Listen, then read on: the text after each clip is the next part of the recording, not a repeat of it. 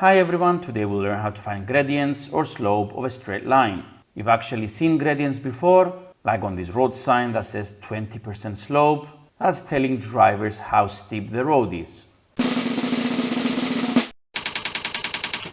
A large gradient means a steep hill and a small gradient means a gentle slope. If the line goes up as we move from left to right, the gradient is positive. If it goes down as we move from left to right, then the gradient is negative. For example, the red and blue lines have a positive gradient, but the red one is steeper, so its gradient is more positive. The green and brown lines have a negative gradient, but the green one is steeper, so its gradient is more negative. To calculate the gradient, we must find how much the line rises or falls for every step you move to the right. Therefore, gradient is equal to rise over run. Rise is how far you go up or down. Run is how far you go across to the right. Usually, we use the letter m to denote the gradient. For example, if a line goes up 6 units while we go across 3 units to the right, then m equals 6 over 3, which is equal to 2. That means the line goes up 2 units for every 1 unit to the right.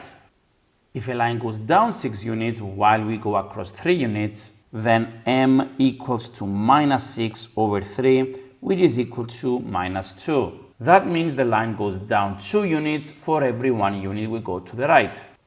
In this example, we are given a line. Let's randomly select 2 points on this line. I will select the points with coordinates 4, 10 and 9, 25. The second point is 25 minus 10, which is 15 units above the first, and 9 minus 4, which is 5 units to the right of the first point.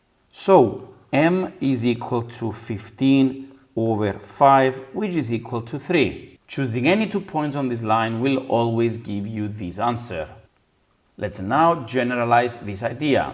Assuming we know 2 points on a straight line, let's call this x1, y1 and x2, y2. Then the vertical distance, our rise, is just the difference between the y values.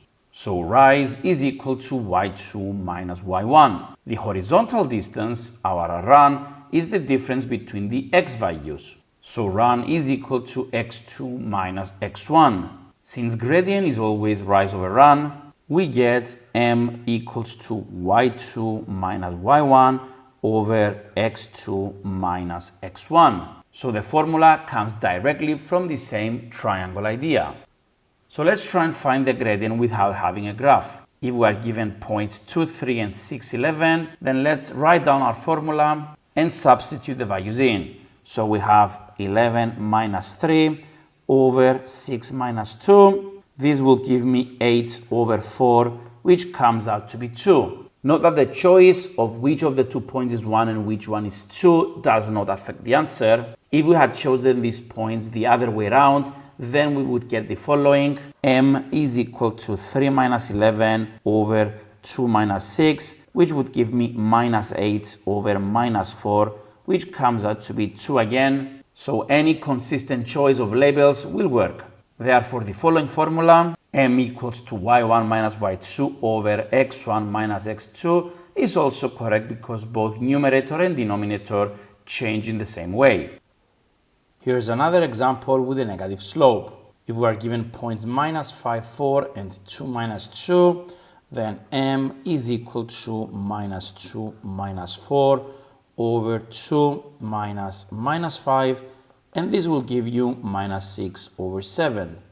The negative sign tells us that the line slopes downwards. So that's how you find the gradient of a straight line. Here are some common mistakes to watch out for. Number 1, swapping the rise and run. Calculating m by dividing 10 over 5, which will give you 2, is wrong. The correct one will be to divide the rise over the run, which will give you 1 over 2. Mistake 2, dropping the negative sign. Writing m is equal to 9 over 3, which gives you 3, is a mistake.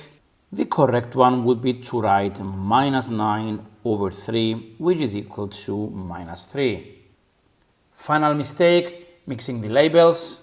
Calculating the gradient by subtracting 12 over 4 over 2 minus 6, which gives minus 2, is wrong.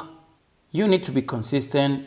If you are using 12 as y2, you need to use 6 as x2, so the correct gradient would be as follows.